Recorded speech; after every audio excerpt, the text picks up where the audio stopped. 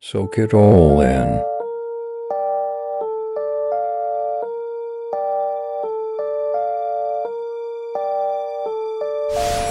Hey, Handshake. Jay Smoothie though. What's that? May I Go speak? ahead. Yeah, go ahead. Yeah. So, Cormac, I think what you're doing, I think you're putting masonry in a bubble.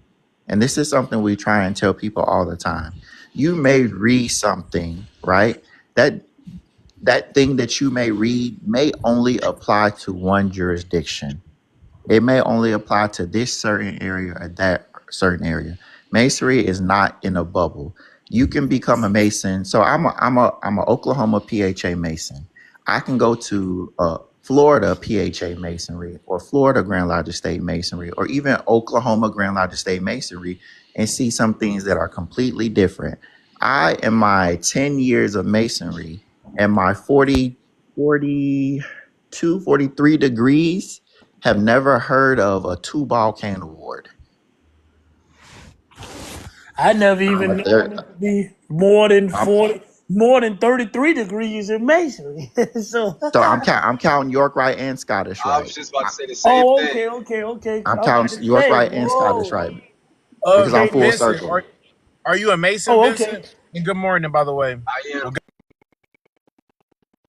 good I afternoon. am. Good morning. Good I'm a morning, Prince Hall conspiracy. Mason from the jurisdiction of Georgia. Good afternoon, Sir Knight. You say you from where, bro?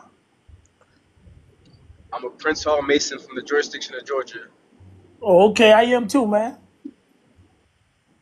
What up?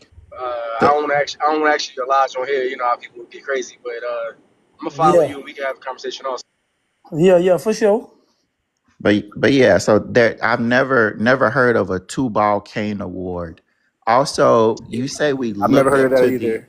you Thanks for say we look up to clarifying that these point. figures. We don't look up to these figures. These figures are people in a story. They're not people we look up to.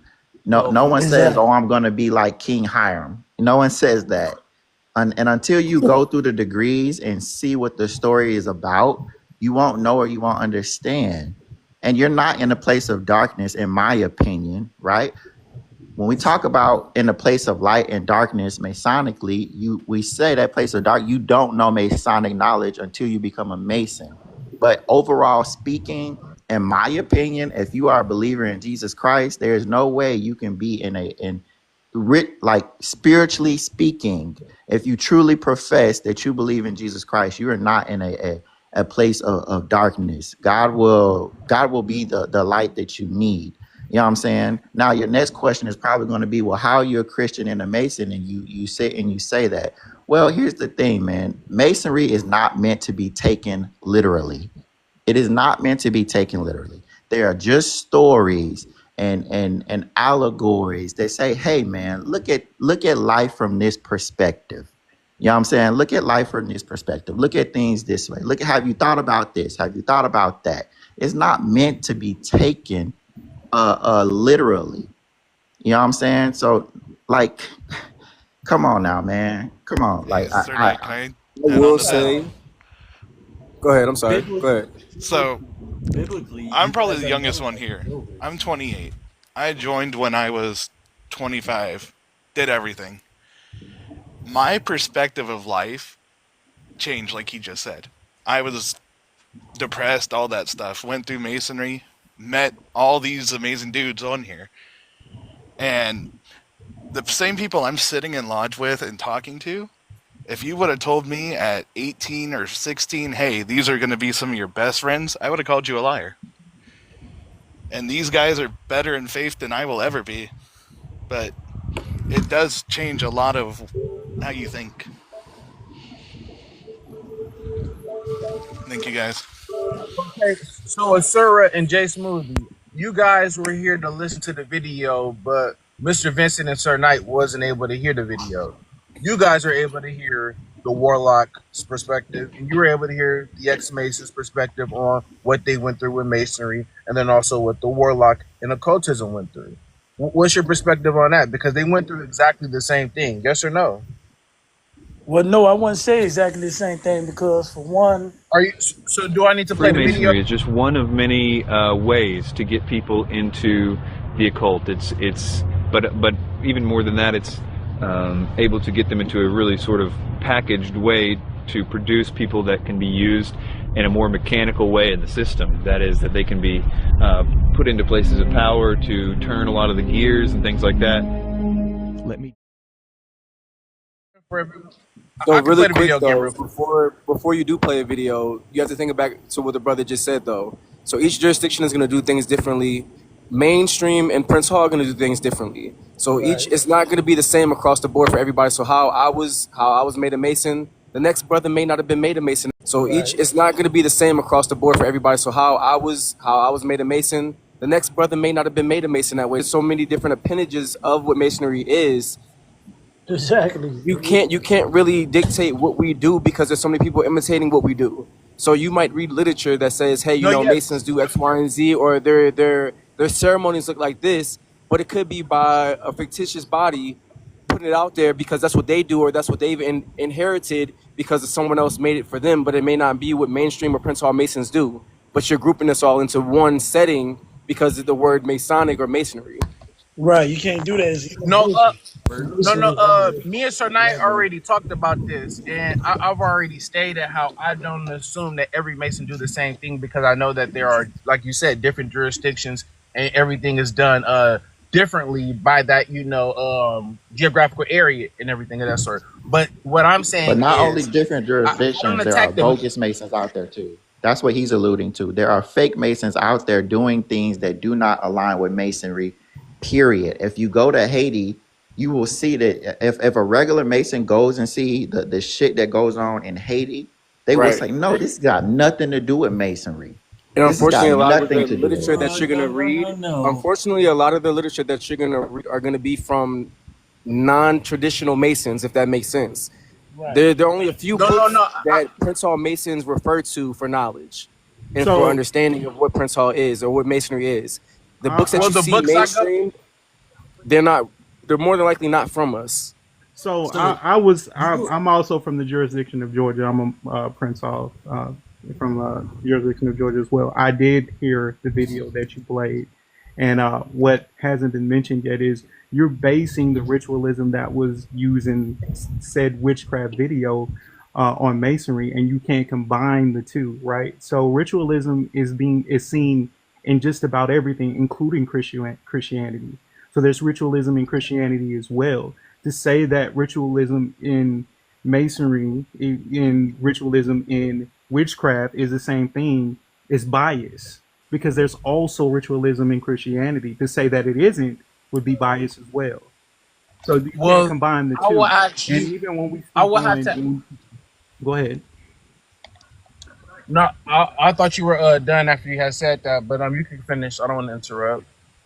So when we talk about ritualism from Masonry, there are a lot of groups that have taken ritualism, whether it's from Masonry or from Christianity, and they've used it in their own groups. When we talk about the creation of all these different groups, whether it's witchcraft, Satanism, Lutheranism, they all took their ritualism from other groups. They weren't created based on based on their own create or their own ideology. They took that ideology from another group. When we talk about, even you say the Mormon Church got their ritualism from Masonry. So it's not you're saying, oh, because they're similar, then they both must be of Satan, or they both must be witchcraft. That's not true. And that's not fair to us to believe how you believe. I'm a Satanist, but I believe in Jesus Christ. I believe he died on the cross for my sins. So I don't have to believe like you believe. I shouldn't have to prove that I believe like you believe at the end of the day, because you're just another man.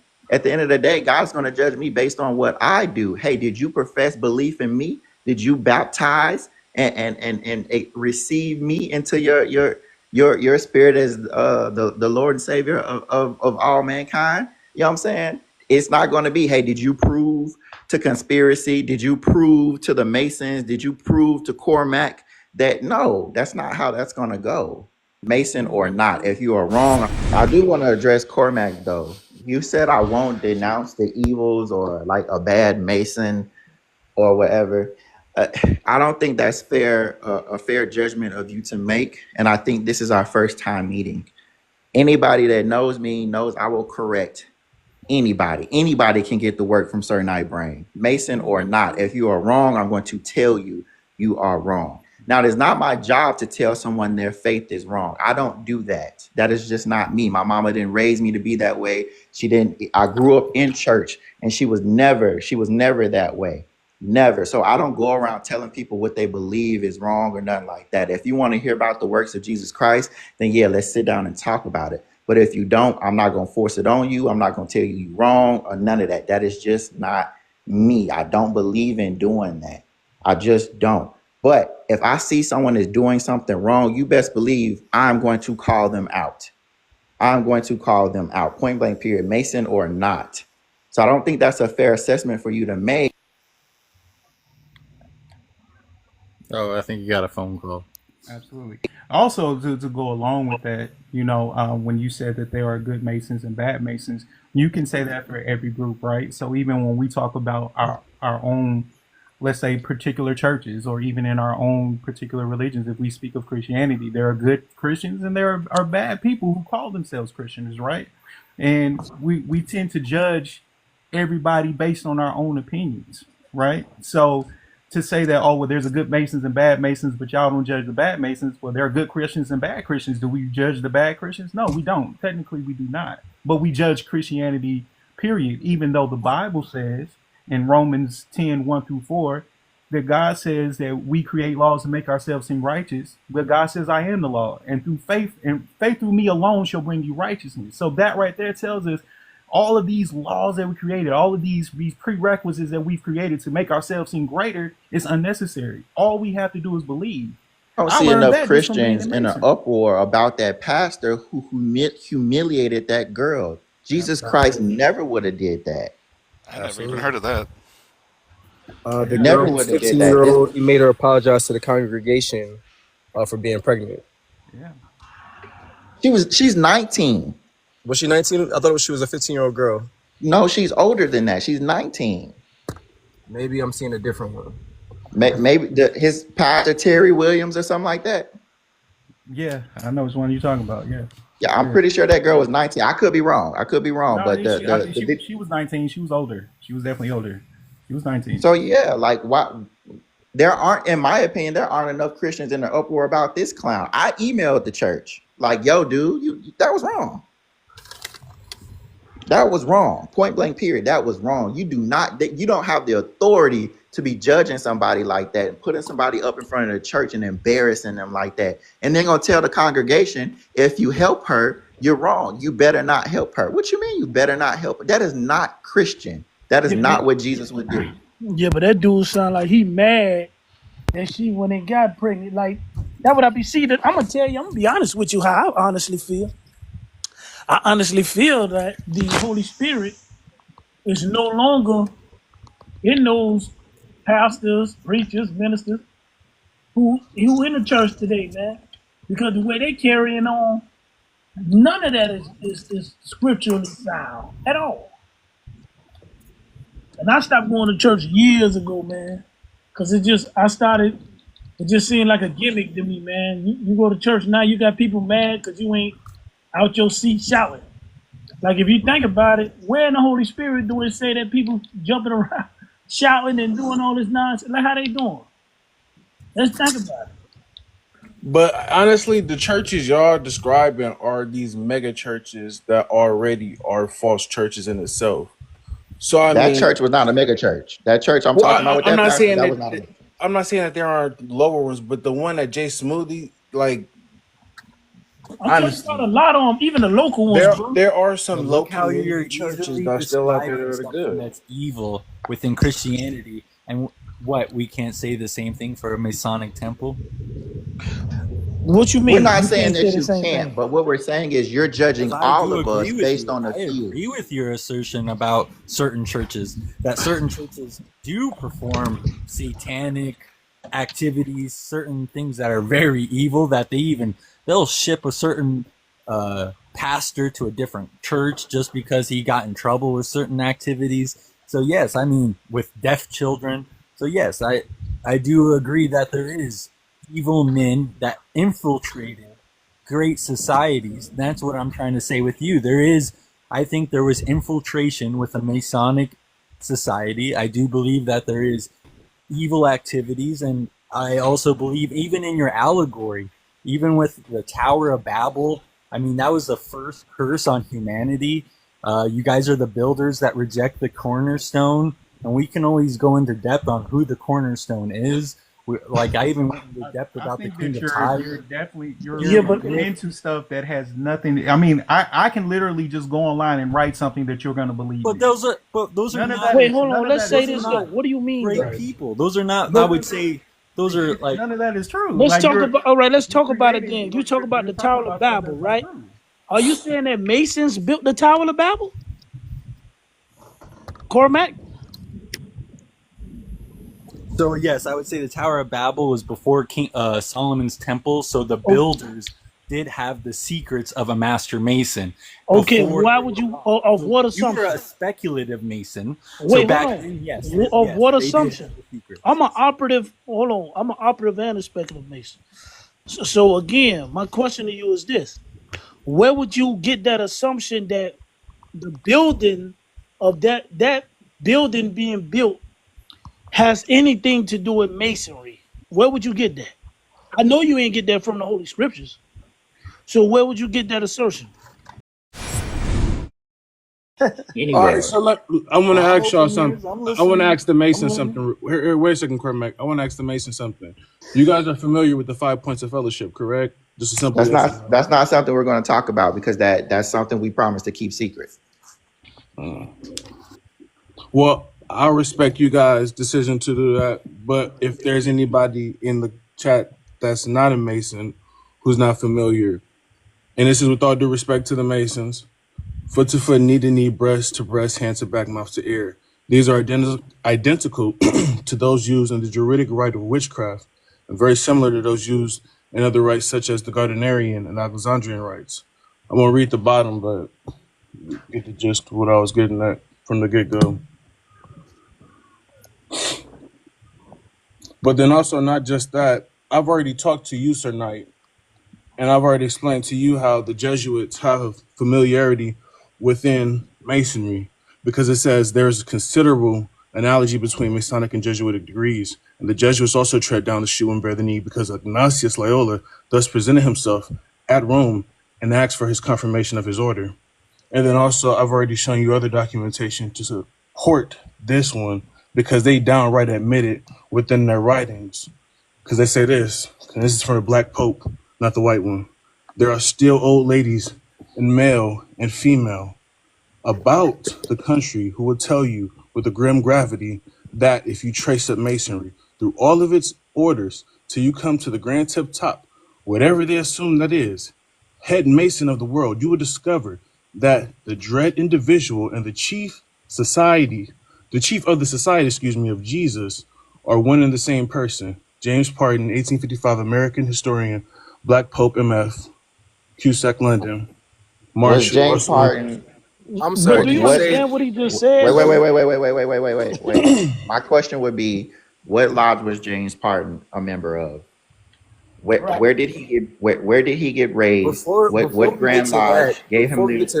It wouldn't matter about him being the Mason. It would be the matter of him getting this information from the. No. It would matter because if he's not a Mason, he doesn't know that really matters. Teaching. I was teaching 7th grade history to young people, talking about the Pilgrims and Puritans coming over to America. The book said absolutely nothing about why they were coming to America.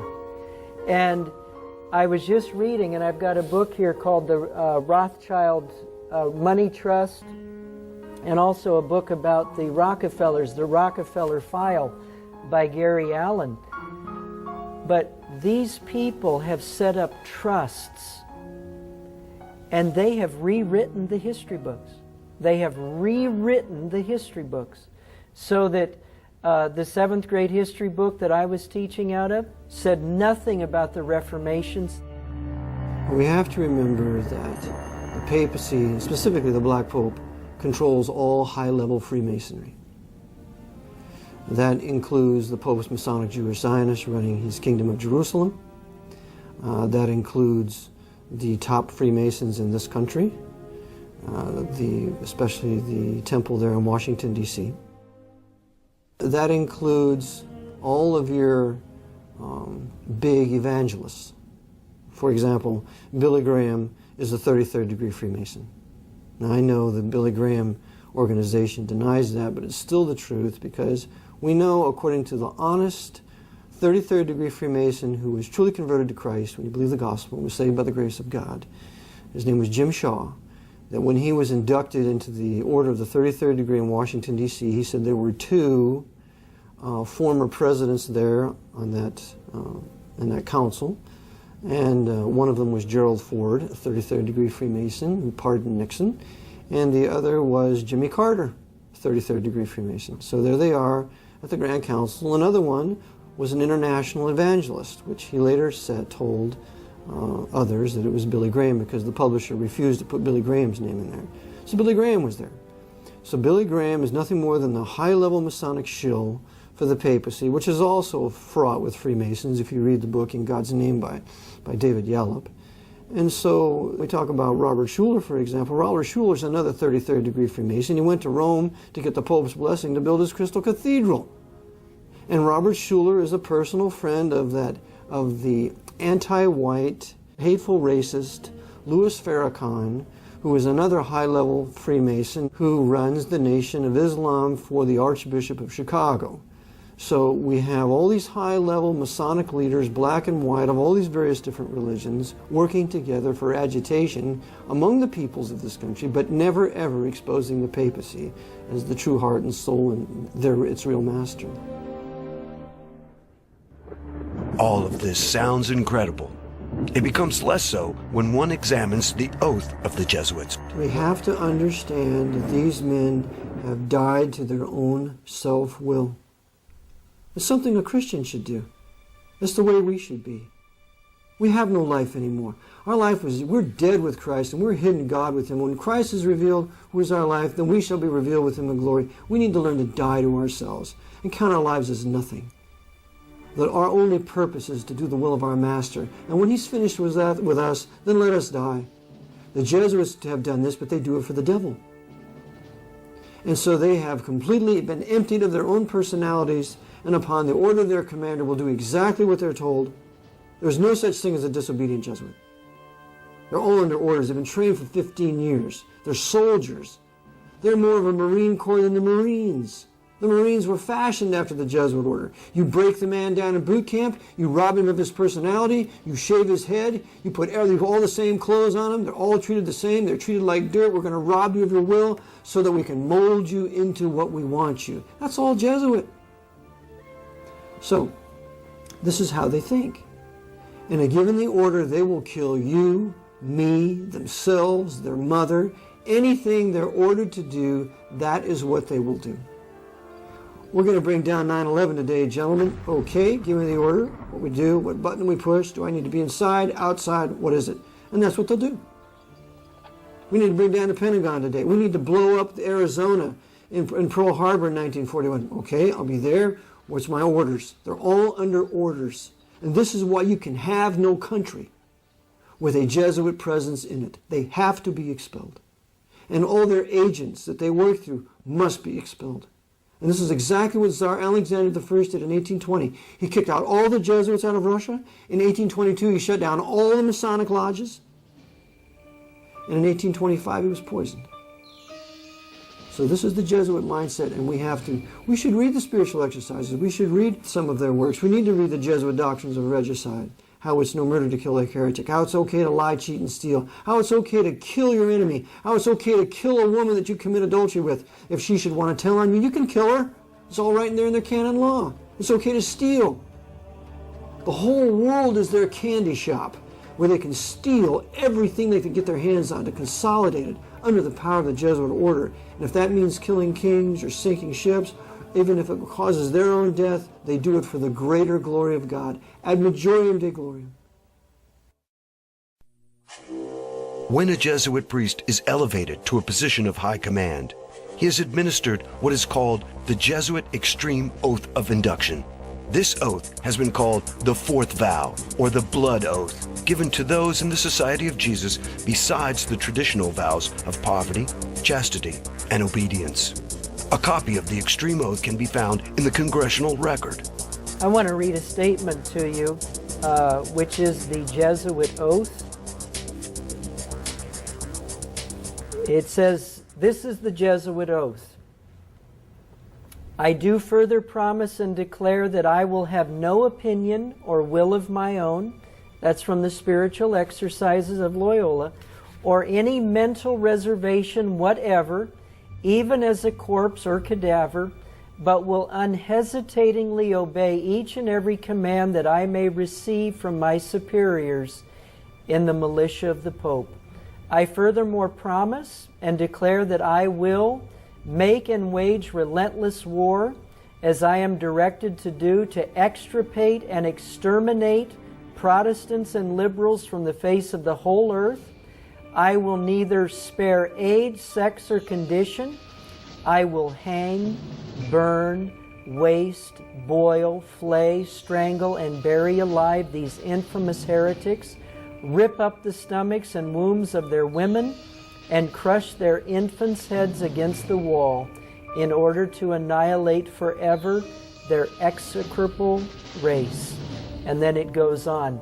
The point being, throughout the history of the Jesuit order, they will shoot, they will burn, they will flay, they will do whatever it takes to destroy anybody who stands in the way of what they want to do. In 2009, the Jesuit general was confronted about the oath. One of the things in your Jesuit high oath, I think it says something about, furthermore, you promise to declare that we'll, at the first opportunity, seek war at any opportunity against heretics, Protestants, liberals. What is that? See here? And that will spare neither age nor sex nor condition, and I will hang, waste, boil, flays. You've never seen this before? No, I've never seen it. Strangle, bury alive. It's horrible. And I was like, look, it's in the congressional record. Thank you very much. Thank you for coming. Does the oath and activities of the Jesuit reflect anything Christian? Or is it as Jesus said, beware of false prophets, which come to you in sheep's clothing, but inwardly they are ravening wolves? What else do we know about the Jesuits? They have been thrown out of 83 countries over the last 500 years. That is correct. 83 countries have physically removed them. And why was it necessary to remove them? In a word, power. The Jesuits have throughout history sought to take over and control every country in which they reside. Since their beginning in 1540, the Jesuits' power grew until they controlled the papacy, the Roman Catholic Church, and many of the governments of the world. In 1773, all of that changed. One by one, countries began to expel the Jesuits from their borders. This culminated in the suppression or abolishment of the Jesuits in 1773. In that year, Pope Clement XIV officially disbanded the order. Like, But and before we even get if to that, he my is a brother, Mason, is he a legit Mason? What lodge made him? But before we even get to that, let's focus on what he just read, though, right? So he said there's a head mason of the world. We just There's explained no. to you that each jurisdiction has their own guidances and own bylaws and own regulations. So if each jurisdiction does things differently, what makes you think that there's one person over top of all of them if they all do things differently? There is Okay, no one then person on top I of need to him. show. I need to show two documentations then, real quick. And this is from you guys are gonna probably deny it, say this is Albert Pike, so this doesn't mean crap. But this is for the people who are not Masons. Morals and Dogma 819. Are Masons misled? The blue degrees are but the outer court of the portico of the temple. Part of the symbols are displayed there to the initiate, but he is intentionally misled by false interpretation. It is not intended that he shall understand them, but is intended he shall imagine he understands them. The true explication is reserved for the adepts, the princes of masonry. The whole body of the royal and sacred order arts was hidden so carefully centuries since in the high degrees. And that's not the only thing that he says about this situation. This is not the only thing he says about this situation. He says this also. Masonry, like all the religions, all the mysteries, Hermeticism and alchemy, conceals its secrets from all except the adepts and sages or the elect. So only a select few know about this certain truth. So whatever the situation may be, James Parton didn't have to be a Freemason. He could be somebody in a higher society and could receive this information. What I'm saying is the Black Pope, he is the head of the Catholic Church, and he's higher than the white Pope. And he says himself that he controls Masonry and other secret societies, he says. I can show you that document too. But this is what it says within Masonry, though.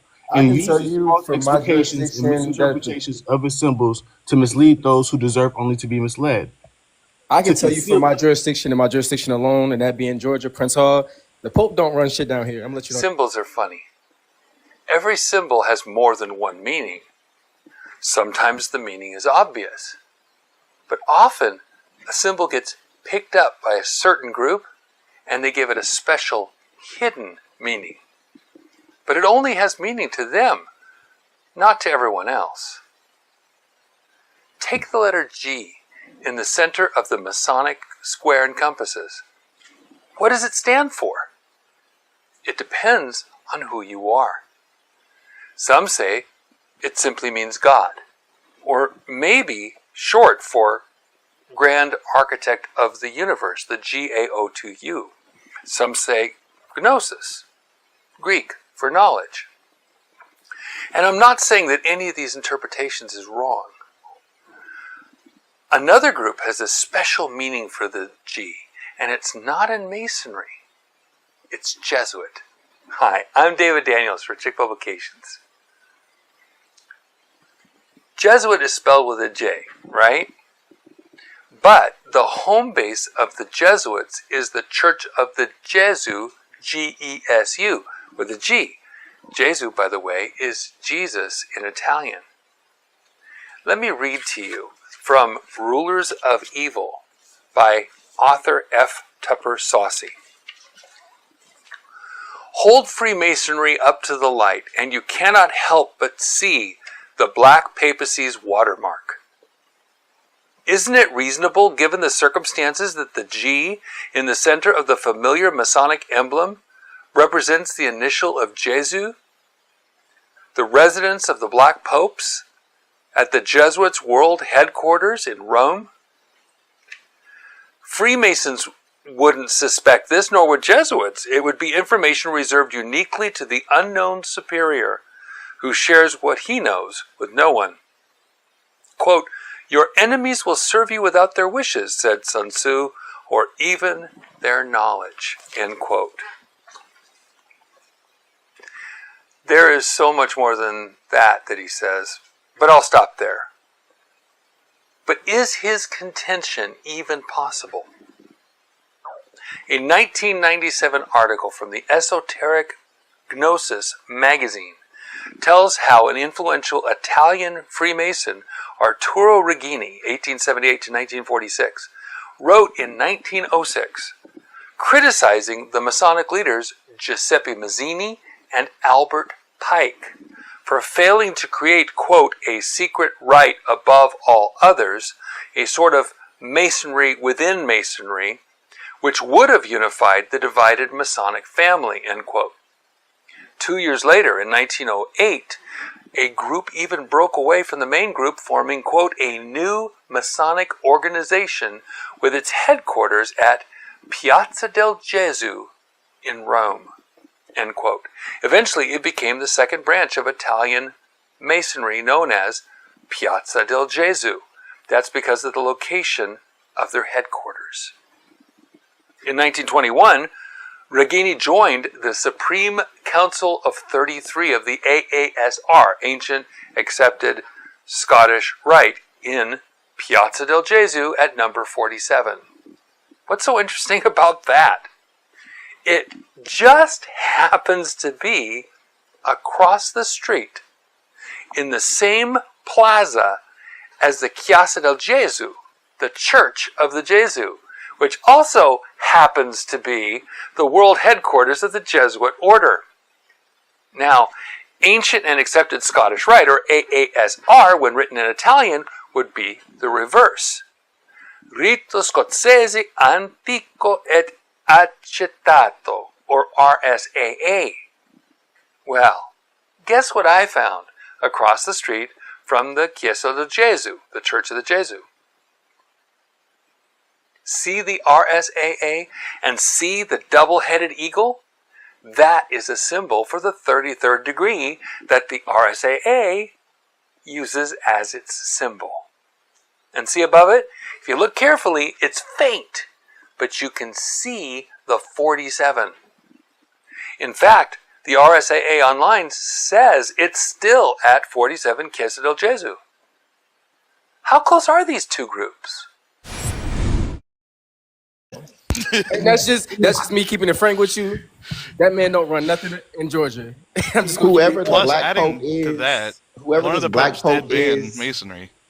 he's got nothing to do with masonry. Whoever this black pope is. I think the Jesuits were keeping close tabs on everything they did. What could have motivated Regini, with all places in Italy, to place it in front of the Jesuits? If nothing else, the Jesuits certainly could keep an eye on a group like the Masonic Supreme Council of 33. Of course, Jesuits don't just keep tabs on what's happening across the street.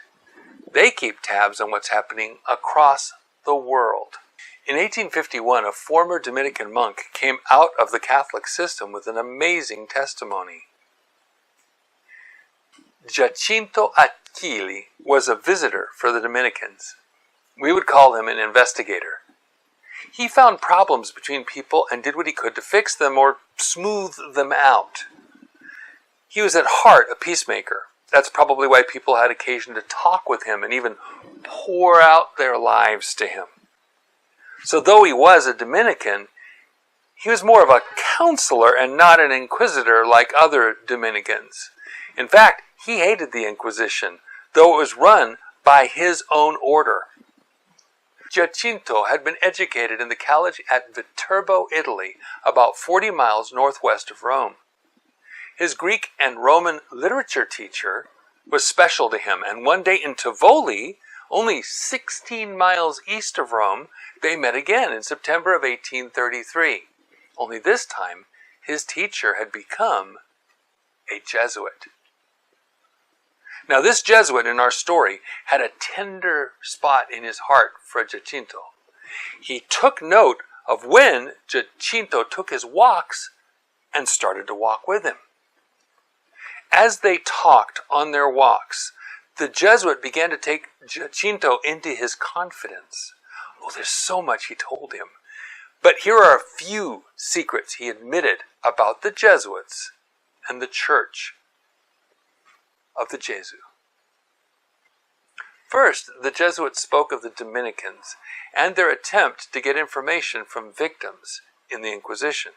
Quote, "The principal object of the Inquisition is to possess themselves, by every means in their power, of the secrets of every class of society.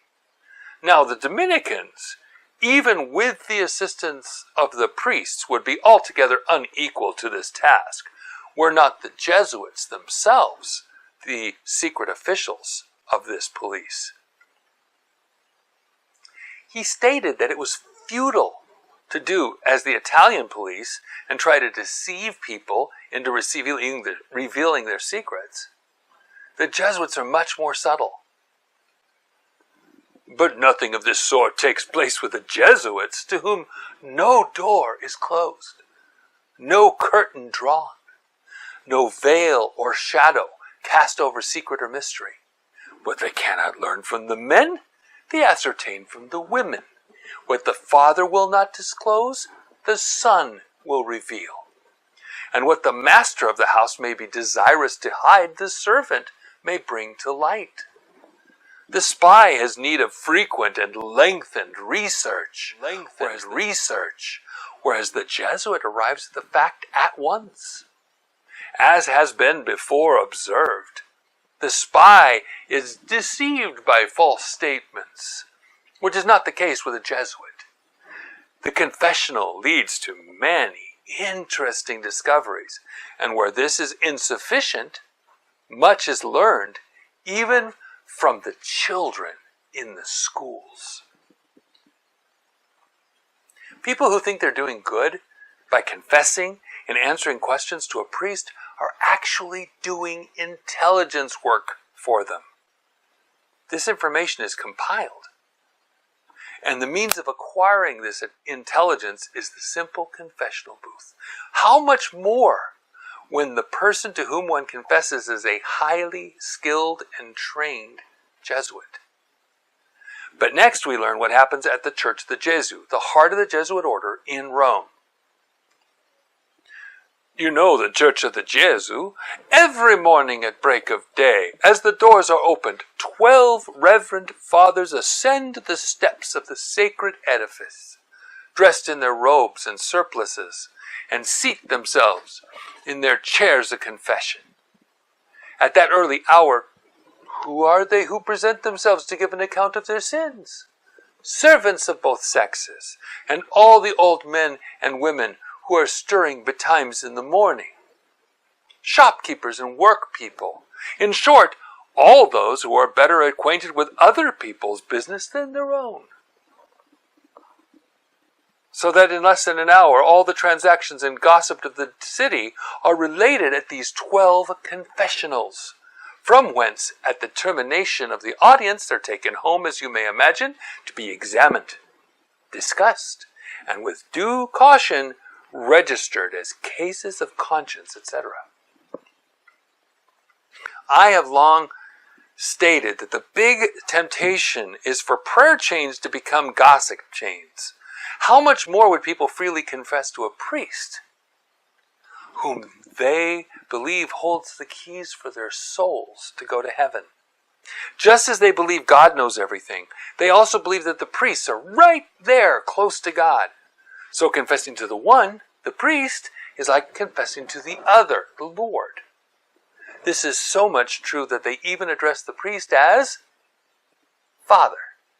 But as Jesus said, Matthew 23:9, and call no man your father upon the earth, for one is your Father, which is in heaven.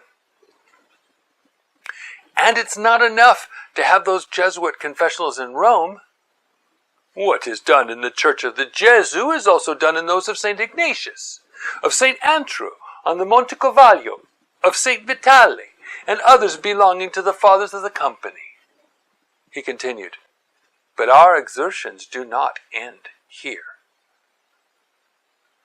We supply families with servants and change them when required. Consequently, everyone is obliged by us and entirely devoted to us. What's in a letter, like the letter G? A lot of things, depending upon which group you belong to. If you're a Mason, it may mean one thing. But if you're a Jesuit, it may refer to the Church of the Jesuit, the heart of the Jesuit order on Piazza Gesù in Rome. It would take a lot of chutzpah for a Freemason to put what he considered their Supreme Council of 33 across the street from the world headquarters of the Pope's private army. So is it possible that the Jesuits were secretly running at least some of the Masonic order? Sounds pretty likely to me. What do you think? The Jesuit is the heart of a lot of things, including intelligence. But their spies don't have to torture, like the Inquisition, or deceive, like some police and other agents. They get their information freely told them by means of private confessions. And information, knowledge, is power. Where do you suppose all that information goes? Remember these books? Those books that the Jesuits keep? that Jacopo found in the House of First Probation, if not, watch Jesuits Parts 1 and 2, you'll see how well the Jesuits work out in the field in the next video. Until then, God bless you and have a wonderful day. After the Revolutionary War, voting rights of Catholics did change. We know that one of the signers of the Constitution was a Roman Catholic. There was only one, Mr. Carroll, but nonetheless it made it look like a place for Roman Catholics to come, as well as Protestants to have religious liberty, which is absurd. The Roman Catholic people had been used by the priests to kill us for centuries, and so why not stay in Europe? Well, they were being used by the Jesuits to come here to ultimately then take over political power and then submit North America to the feet of the Pope. Turning from the happenings with the American colonies, let us take a moment to investigate what the Jesuits were up to in Europe after their suppression. As we might guess, the Jesuits were not idle. They decided to seek revenge against those who had turned on them, specifically a traitorous Pope and the Catholic monarchs of Europe.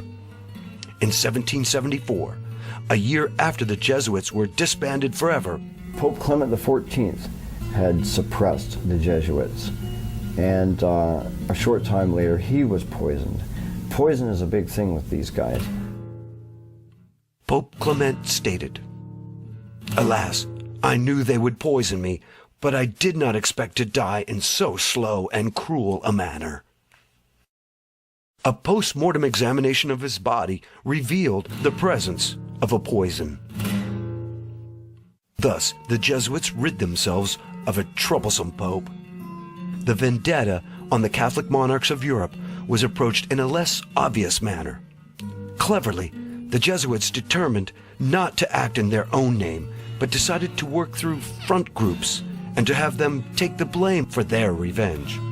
In this way, the Jesuits would continue to appear to be disbanded and innocent of any involvement in the matter. The first front group the Jesuits used was called the Illuminati. The Illuminati was organized in Bavaria by a Jesuit professor, Adam Weishaupt, on May 1, 1776, just 3 years after the Jesuits were disbanded. Many sources only casually mention that Weishaupt was a former Jesuit, and they usually state he was an ex-Jesuit. In reality, Weishaupt never left the order. As for the order itself, it never was truly disbanded. In Bavaria, when the Illuminati was founded in 1776 by Adam Weishaupt, Weishaupt is used by the Jesuits then to continue the work of the Jesuit order under another name. Weishaupt never repudiated the Jesuits. That's a lie of many, many conspiratorial historians controlled by the Pope. They want to create this dichotomy between the Illuminati and the Jesuits. Never fall for it. Weishaupt was operating under orders from a superior, Ritchie at the time, who was the general, then later another superior. But Weishaupt then enters into an alliance with the House of Rothschild. So now we see the Rothschilds, the Jewish Rothschilds, Red Shield, become the bankers for the Jesuit order during the upheaval we will know as the French Revolution and Napoleonic Wars. So this alliance between the Jesuits and the House of Rothschild, these high-level Masonic Jews, is very important to realize at this point because we have to live with it and deal with it today. Also, Bavaria is the stronghold of the Jesuits. There was a huge inquisitional torture chamber there in Nuremberg. Interesting that the Nuremberg trials of the Nazis would be held there. And the very principles of the Illuminati, the way the organization was run, it's the very principles of the Jesuit order. And that's found in Nesta Webster's book called Secret Societies. In 1814, Francois Charles de Berkheim reported on Germany's secret societies and stated, "The oldest and most dangerous association is that which is generally known under the denomination of the Illumines, and of which the foundation goes back towards the middle of the last century. Bavaria was its cradle. It is said that it had for founders several chiefs of the Order of the Jesuits. Through the Illuminati, the Jesuits sought to take over various powerful secret societies, especially the higher degrees of Freemasonry. If you study all of the different